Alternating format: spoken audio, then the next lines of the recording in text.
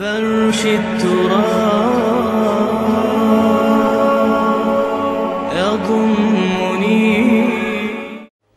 حالانکہ میں نے اصول پہلے بتا دیا، چیریٹی بگنز ایٹ ہوم. جیسے حضور فرماتے تھے انا اول المسلمین، دیکھو میں تمہیں اسلام کی دعوت دے رہا ہوں، سب سے پہلا مسلمان میں خود ہوں. انا اول المومنین، میں تمہیں ایمان کی دعوت دے رہا ہوں، پہلا مومن میں ہوں. تو جب تک انسان اپنے کردار سے بات واضح نہ کرے تو واعظ جو ہے وہ مفید نہیں ہوتا، مؤثر نہیں ہوتا.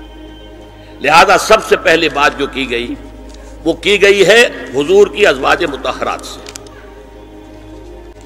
اب اس ضمن میں جو اصلاحی اعمال آئے ہیں احکام ان کو نوٹ کر لیجئے. ان کا آغاز ہوا ہے تدریجی اعتبار سے سورہ احزاب سے. ان کی تکمیل ہوئی ہے سورہ نور میں جو سن 6 ہجری میں نازل ہوئی. اور ایک بہت خوبصورت بات کہی، یہ مولانا امین احسن اصلاحی نے مجھے بتایا کہ ان کے استاد حمید الدین فراہی نے یہ کہا کہ سورہ احزاب میں گھر سے باہر کے پردے کا بیان ہے اور سورہ نور میں گھر کے اندر کے پردے کا بیان ہے. تو اصلاحی صاحب کہتے تھے کہ اس جملے نے میری آنکھیں کھول دی اور قرآن مجید روشن ہو گیا میرے سامنے. ورنہ اگر یہ بات سامنے نہ ہو تو آدمی اٹکتا ہے، جگہ جگہ پر اشکالات پیدا ہوتے ہیں. دیکھیے سورہ احزاب میں کیا کیا گیا. نمبر 1، پہلے خطاب ازواج مطہرات سے، بعد میں عام کر دیا گیا. نمبر 2، بتایا گیا کہ عورت کا اصل کردار کیا ہے، اس کی اصل جگہ کیا ہے، گھر. نمبر 3، استیزان کے حکم کا آغاز ہو گیا کہ گھروں میں اجازت لیے بغیر داخل نہ ہو. لیکن یہاں بھی صرف نبی کے گھر کی بات ہوئی ہے، عام نہیں. پھر محرموں کی ایک چھوٹی فہرست ہے جو سورہ احزاب میں آ گئی ہے، اور گھر سے باہر کے پردے کا حکم آ گیا ہے، یہ سورہ احزاب میں. سورہ نور میں استیزان اب عام کر دیا، کسی بھی گھر میں داخل مت ہو جب تک اذن نہ لے لو. یہ دیکھیے تدریج، پہلے حضور کے گھروں میں داخل نہ ہو، اب کسی بھی گھر میں داخل نہیں ہو سکتے بغیر استیزان کے. اور احادیث مبارکہ میں اتنی سختی آئی ہے، میں بعد میں آپ کو بتاؤں گا. دوسرے یہ کہ گھر کے اندر پردہ جو محرموں سے پردہ ہے، محرموں سے پردہ. محرم کون ہوتا ہے یہ سمجھ لیجئے. محرم وہ ہے جس سے کبھی بھی کسی شکل میں کسی حالت میں شادی نہ ہو سکے. اب ایک آدمی جو ہے اس کے گھر میں فرض کیجئے کہ ایک بہن ہے، تو اس بہن کی دوسری بہن سے وہ شادی نہیں کر سکتا. اگر وہ بیوی مر گئی تو کر سکتا ہے کہ نہیں؟ اس لیے وہ محرم نہیں ہے، نامحرم ہے. سالی نامحرم ہے. آپ کا بھائی ہے، اس کی بیوی ہے، بھابھی ہے آپ کی، آپ دیور ہیں، بھابھی سے شادی تو نہیں کر سکتے.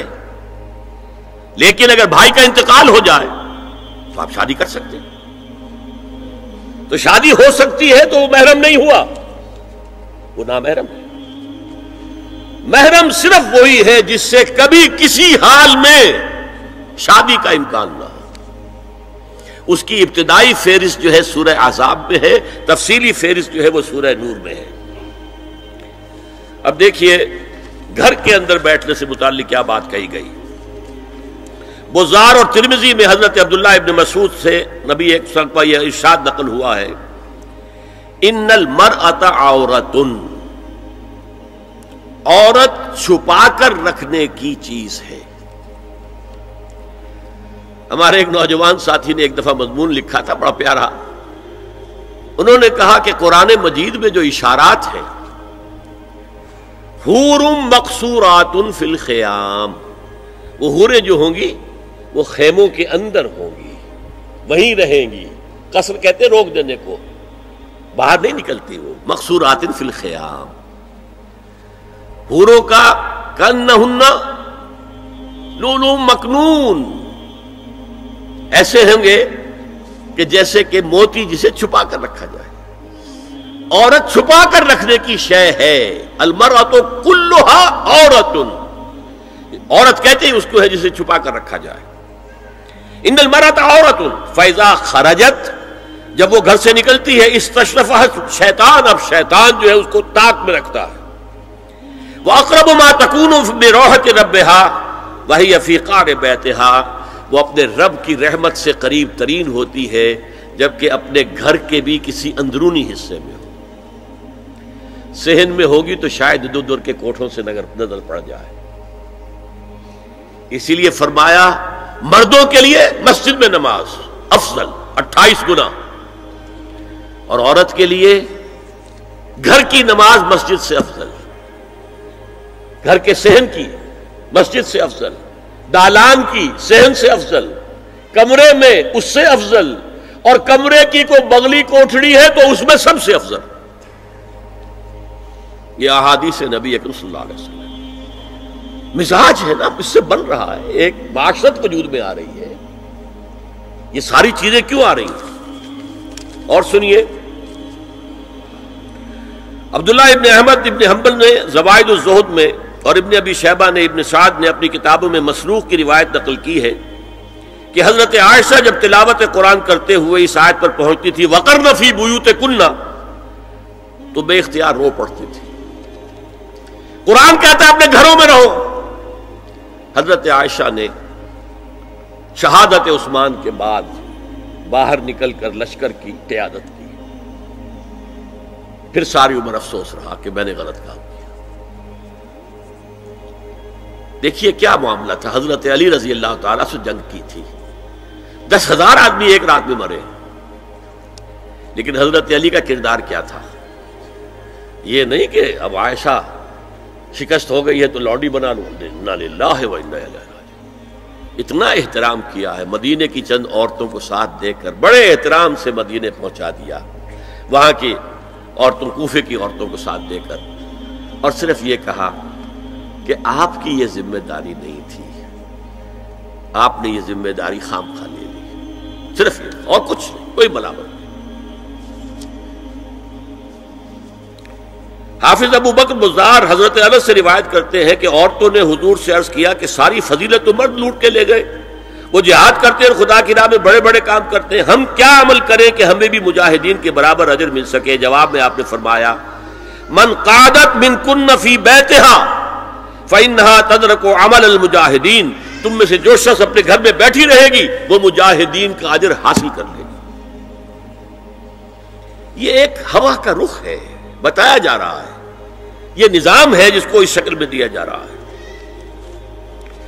اب میں چاہتا ہوں سورہ احزاب کی جو آیات ہیں ان کے حوالے سے کچھ باتیں جو حکمت دین کی ہیں اور بہت اہم ہیں وہ آپ کے سامنے آ جائیں. دیکھیے میں نے سب سے پہلے آیت پڑھی تھی لَقَدْ كَانَ لَكُمْ فِي رَسُولِ اللَّهِ أُسْوَةٌ حَسَنَةٌ.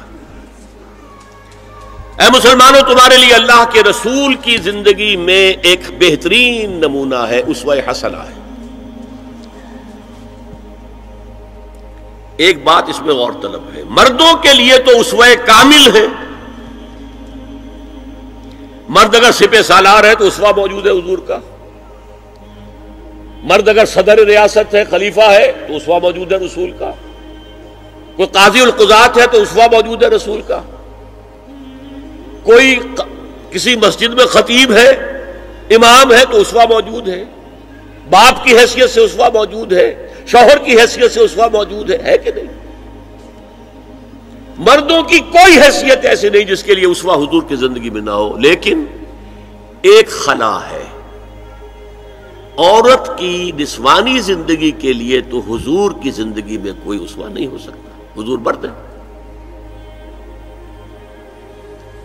یہ ہے فلسفہ، یہ ہے حکمت دین کہ جس صورت میں یہ آیت آئی لقد کان لکم فی رسول اللہ اسوۃ حسنۃ لمن کان یرجو اللہ والیوم الآخر وذکر اللہ کثیرا، اے لوگو، اے مسلمانوں، تمہارے لیے اللہ کے رسول کی زندگی میں ایک اسوہ کامل ہے، عمدہ اسوہ ہے ہر اس شخص کے لیے جو اللہ کا امیدوار ہے اور یوم آخر کو بھی مانتا ہے اور اللہ کا ذکر کرتا ہے کثرت سے. اب اس خلا کو پر کیسے کیا جائے؟ حضور کی ازواج کو بنایا گیا اسوہ خواتین کے لیے. اور یہی ایک بہت سی اور بھی حکمتیں ہوں گی. ایک حکمت یہی تعدد ازدواج میں ہے اور حضرت عائشہ کی اتنی کم عمر میں شادی کرنے میں ہے کہ دیر تک وہ امت کو پڑھاتی رہی. شوہر اور بیوی کے درمیان خالص پرائیویٹ معاملات کے اندر بھی ہدایت دیتی رہی. آخر وہ بھی انسان کی ضرورت ہے کہ نہیں؟ آپ کو معلوم ہے ایک مرتبہ بعض صحابہ نے آ کر کہا حضور یہ یہودی جو ہے ہم پر طنز کرتے ہیں کہ تمہارے نبی تمہیں بڑی چھوٹی چھوٹی باتوں کا حکم دیتے ہیں. آپ نے فرمایا کہ ہاں ہمارے نبی نے تو ہمیں استنجا کرنا بھی سکھایا. بجائے کسی کمپلیکس کے انفیریورٹی کے سپیریورٹی کی بات کرو. استنجا ضروری شے نہیں ہے, گندگی سے نجات پانا ضروری شے نہیں ہے, طہارت ضروری شے نہیں ہے. ہمارے نبی نے تو استنجا کرنا بھی سکھایا.